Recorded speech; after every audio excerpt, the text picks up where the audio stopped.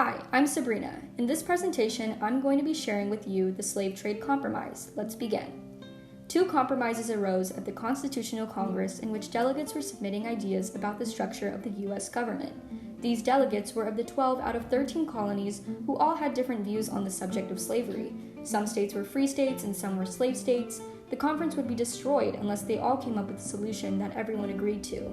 The delegates first came up with the 3/5 compromise. This gave Southern states more members of Congress when selecting a president, since these colonies relied on slavery for wealth.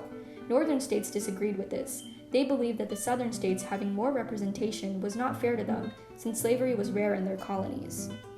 Thus, the 3/5 compromise was born. Both colonies made a compromise that each slave counted as 3/5 of a person. After this was settled, a new controversy arose. What should be done about the slave trade and importing slaves to the U.S.?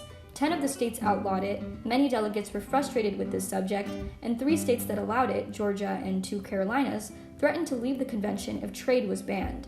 How exactly did the colonies come up to a consensus about the slave trade compromise? The Articles of Confederation did not really document what the states should do with slavery. Southern states relied on slaves and the slave trade for their economic incomes, while northern states did not find a need for slave trade as most were free states.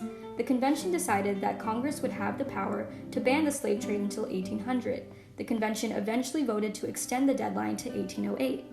In regards to escaped slaves, southern states wanted other states to return escaped slaves back to their original owners. The northern states didn't push too hard on the slavery issues, as they didn't want to upset the southern states too much, because their main goals was to secure a new type of government.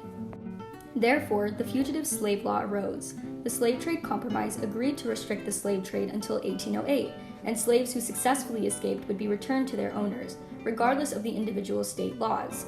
Over time, the compromise on slavery had terrible effects on the nation.